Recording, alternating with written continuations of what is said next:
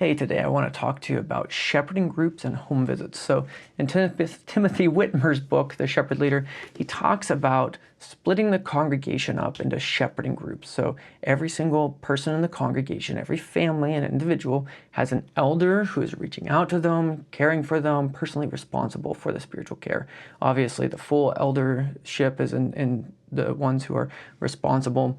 But this is where I want to show you how neat this is, right? Because let me go ahead and switch over to the screen. When we were doing shepherding groups for the first time at Sharon, we were just kind of picking and choosing and not really knowing how many individuals people have. Actually, we had one elder we were trying to kind of take away, remove some of the shepherding responsibilities. He's moving towards emeritus soon. So we thought, well, let's go ahead and start reducing. And then we found out, while he only had 4 families, he had more individuals than all the other groups because we had given him 2 families with a lot of children. And so I was like, oh man, big oversight, right? So this is how TendFlock is meant to display this for us. So you're able to go and see each elder, who they are. So Thomas Anderson is a teaching elder, James Campbell is a ruling elder. How many households are in each? Households matter because that's how many places you may have to go visit if you do household visits. And then how many members are in those households. So sometimes this is helpful to more evenly distribute the load of shepherding. Or maybe there's a guy who he's retired and he's got more time to shepherd and he loves being with the people. And so maybe he has more families or more individuals, and that's on purpose. So either way, this is one of the ways that you're able to see that. This is a helpful page for us because on once a month, our elders get together and we pray for every individual. And so you're able to export this as a CSV, which is kind of like an Excel spreadsheet, or print it as a PDF.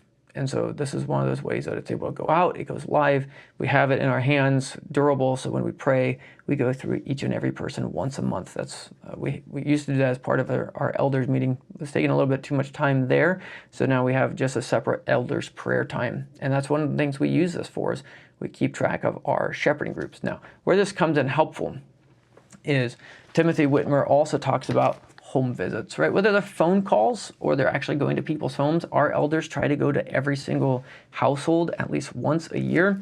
That can create some logistical challenges and problems. And so with TendFlock was designed to try to help with some of that. So if I was to go over to our home visits, we're able to keep track of our home visits. Who did we visit? Who did we not visit? How many people are left that we need to visit? Are there people who didn't get a visit last year who need a visit this year? And so this is how we build it out for our year.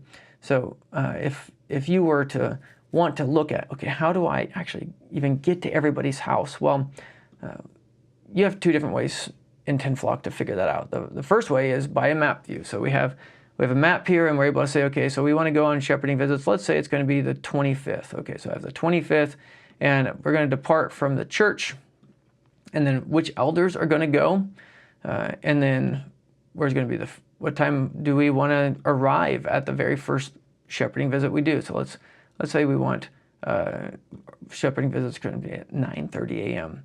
The visit's going to take an hour and a half. Maybe you're long-winded, so let's say every 2 hours, right? Show who all, okay, so all households. Okay, so now the map is populated. Okay, so, oh boy.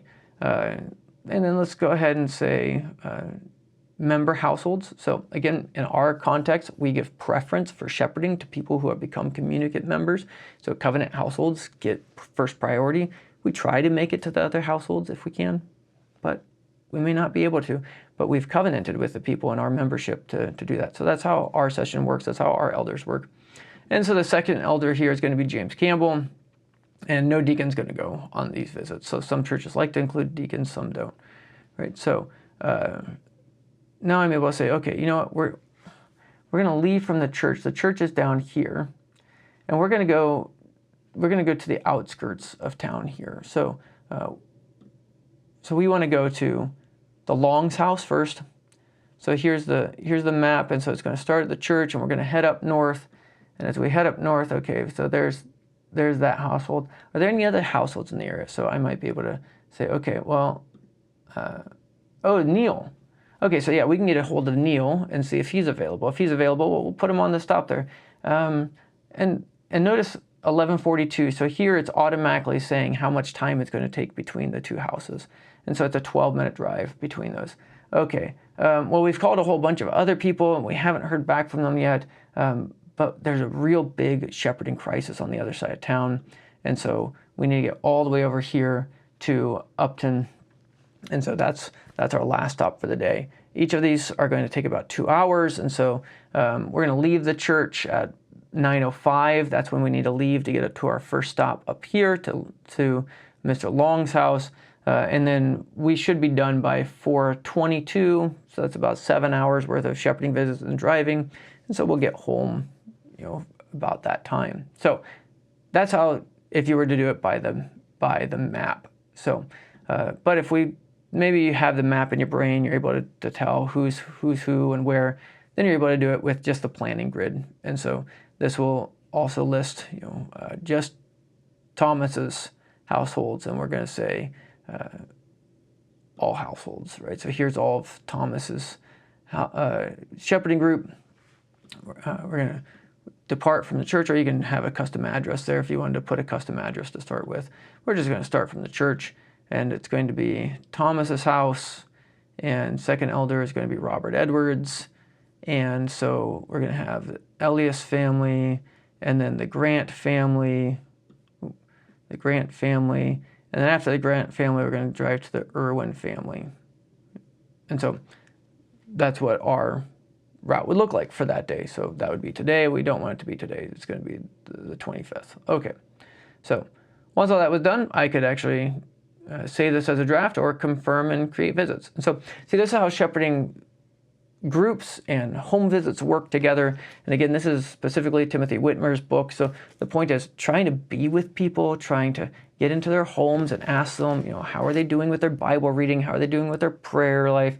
What are they struggling with spiritually? Do they have any critiques for the session or things that they're disgruntled about, right? We'd like to get in front of those things, ask, one of the questions I like to ask people is, what are the elders doing that you just scratch your head at and you think, why are you idiots doing such and such a thing, right?